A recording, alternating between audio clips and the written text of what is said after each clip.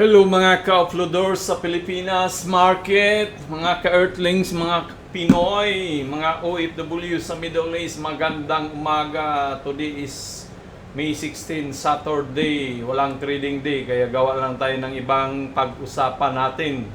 Ano bang ibig sabihin ng paper loss?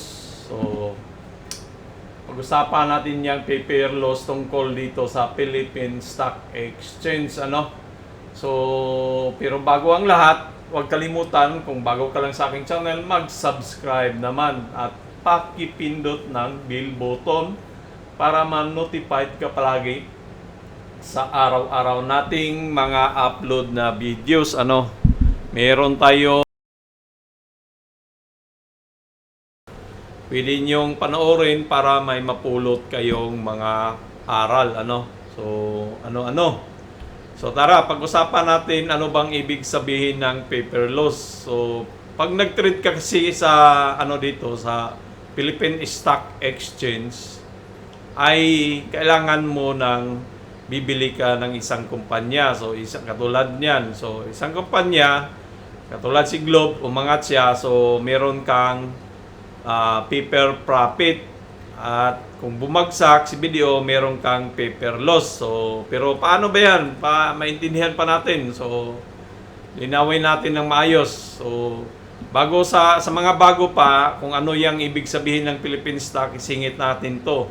Ang Philippine Stock ay isang private na sektor sa Pilipinas.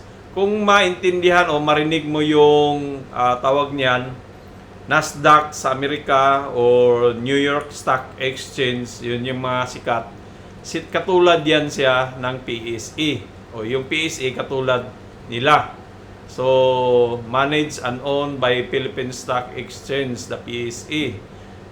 Privately owned siya, nag-operates, pero binabantayan siya ng gobyerno, ng Security Exchange Commission. So, binabantayan siya na kung ano yung mga kailangan gawin, ano yung mga batas na sundin o ano paraan. So, nakamonitor ang gobyerno nitong PSE. So, yan siya. So, ano bang diyan? So, dito sa PSE, diyan ka makapag-trade, maka-raise ng kapital. Kung ikaw ay isang company, may-ari, gusto mong mag-raise ng kapital, mag-apply ka sa PSE para maging public yung company mo. Ibig sabihin, pwedeng bilhin ng bawat tao. Ako, pwede akong bumili ng share sa company mo para maging part-time owner ako at lalago ang pera ko. So, kunwari, nakatrade ka na, nakabili ka ng isang stock, tulad nito ng mga na yan, may mga negative, may mga at nagkaroon ka ng naririnig mo yang paper loss. Ano bang ibig sabihin diyan, So katulad nito, 5 now ang Philippine Stock Exchange indices, down siya ng 0.64 kahapon nung nagsara. So mayroong mga stock na hawak mo diyan, kung nagtitrade ka na o wala pa, meron kang maging paper loss. So example ko sa iyo, si BPI. Katulad nito, si BPI, nakabili ako kay BPI noong nasa presyo ng 126 at nagkaroon ng mga kaguluhan na imbes na angat na si BPI diyan, pupunta na sana sa taas, bumagsak si BPI dito. Dito yung mga kaguluhan na gaganap, di ba? Bandang February, ganun. So, kaya wala tayong magawa. Hindi natin kontrolado yung mga pangyayari sa takbo ng mundo, So, dahil hindi ko bininta si BPI, nagkaroon ako ng paper loss kasi nag-down siya ng 28%. So, pakita ko yung equity holding ko kay BPI. Yan, BPI at saka si Jollibee. So, kung makita mo yung pula na yan, ay gain/loss. So, yun tong tawag na paper loss kasi pula siya. Pero kung makita mo yan na green, naging yan siya, gain, paper gain. So, papel pa lang. Kumbaga, drawing pa lang yan. Drawing yung mga loss na yan dahil hindi ko siya binibinta. So, kung ikaw baguhan ka sa pagtitrade, hindi mo to alam akit pumula yan, hindi mo matataranta ka, di ba? Kasi, pula, negative, ibig sabihin, wala na, talo na ako. Ganon yung mga marinig mo sa sinasabi eh. Kaya natatakot yung mga baguhan mag-invest kasi bumabagsak ang presyo. So dahil katulad ko, mayroon akong 72,000 kay BPI na loss. Pero papel lang yan dahil hindi ko naman bininta, di ba? So paano kung hindi ko siya bininta? Paano ko yun mababawi? Babalik yun siya sa akin kapag umangat si BPI na dito babalik siya sa presyo ko na 126. Kung itong presyo na to ngayon nasa 190, pag umangat yan ulit dito, babalik. Itong paper loss ko na 72,000 maging green na yan, maging 0 or maging positive 1,000 pag umangat pa at na-hit yung target price natin na 147. Yan yung ibig sabihin ng paper loss. Madali lang, di ba? So, bakit hindi ko siya bininta si BPI? Unang-una, sa long-term investment, si BPI namimigay siya ng dividendo. So, December 25, June. So, 2 beses siya namimigay. June. So, mayroong parating na ngayong June, may mamimigay naman siya ng 2 pesos kada share ko. Ibig sabihin, meron akong 2,760 o 770 na share. Ibig sabihin diyan, i-multiply ko siya ng 2, meron akong matanggap na almost 5,000 na pira. So, yan yung nakaganda pag ang stock na binili mo o na part-time owner ka, pag pumasok ka dito sa Philippine stock market, mayroong dividends na binibigay, may matanggap ka na pira habang hinihintay mo siya na angat. So, yan sa isang dahilan.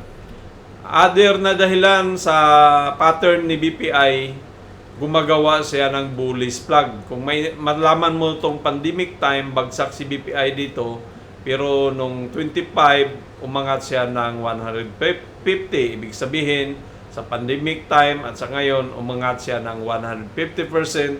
Ibig sabihin yan, yung pera mo, tumubo siya ng 150 at nag-take profit ka, bininta mo kasi malaki na. So, ibig sabihin yan, nagkaroon ka na ng realistic na profit, pera.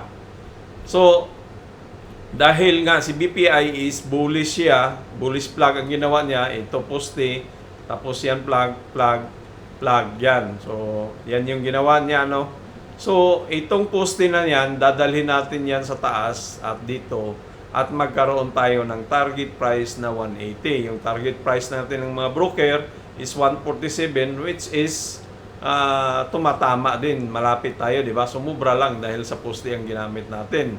So, pwede naman, baka siguro ang poste na ginamit nila dyan ay ito. Yan siya, di ba? So, yan siya. Dito sila nag-umpisa. Tapos, dinala nila dyan. Inakyat nila yan dito sa taas. Dyan. Dito, breakout. Or pwede diyan. So, kaya, tumatama dito sa target price. 140, 147. Di ba? Ganun lang yun.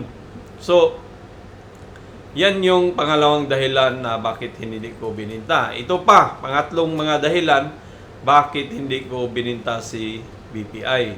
Kung makikita nyo, ito yung trading last Friday. So, ilan yung mga broker o investor o mga foreigner na retailer na or trader na bumibili o nagbinta kay BPI? 1, 2, 3. Dito sa next na page, meron din yan. Sana yung pangalawa.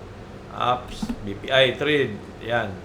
Pangalawa, 57. So, ibig sabihin, mayroong 57 na tao o mga company o broker na nag-trade dito kay BPI. Hindi lang, so bawat broker, malay mo sa isang broker, katulad nila ni, sino ba yung dito, UBS, Mandarin, Coal Financial, baka diyan mayroong mga 10 tao.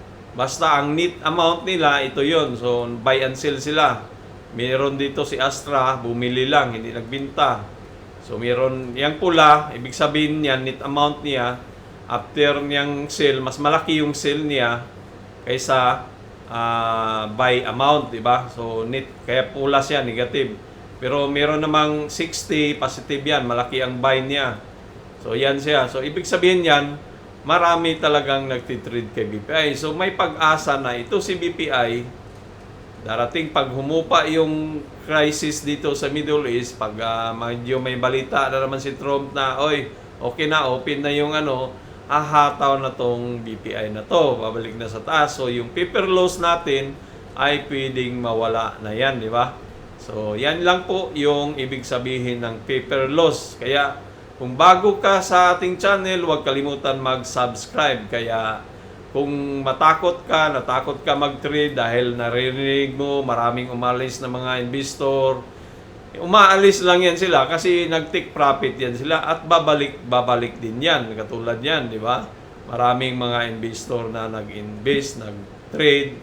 Kasi yung mga, lalo na yung mga foreigner, na sila yung nagda-drive ng presyo ng Philippine stock market, yan sila, gusto yung pira nila kumikita, kaya bili sila ngayon, tumaas yung mga presyo ni BPI, tapos mayroong maraming mga Pilipino din, mga retailer na, uy, tumaas, bili tayo kasi baka tataas. So bili, marami namang bumili, maraming bumili, so tumataas lalo yung presyo. So kung ibig sabihin yung ang isang broker o isang foreigner investor bumili dito at naging 100 na yung presyo, ibig sabihin yan, kumita na siya. So may pag-asa na ibibinta naman niya yung kanyang hawak na share kasi trader siya eh. Nung bininta niya, so marinig naman natin, maraming nag-sell, maraming nag-isialisan. Ganun lang yan ang stock. Akyat, baba ang presyo. Kaya pag umakyat, binta ka na. Pag bumaba, bili ka na. Kasi aakyat ang sunod niyan. Ganun lang yan. Parang hagdanan lang yan na umakyat ka, tapos pag lumabas ka, gusto mo nang bumaba ka na naman. Ganun lang yun ang presyuhan sa Philippine stock market. So kung hindi ka dito, hindi ka nag-trade, wala ka, yung pira mo na sa buwan-buwan, hindi kumita siya, hindi siya lumago, di ba?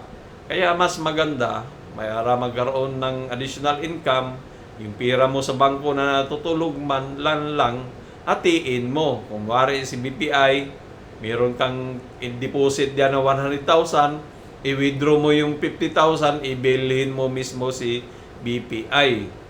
Sa broker din na BPI, broker din to si BPI. Punta ka kay BPI, mag-apply ka ng kanyang para mabili mo siya. Mag-apply ka ng trading account kay BPI.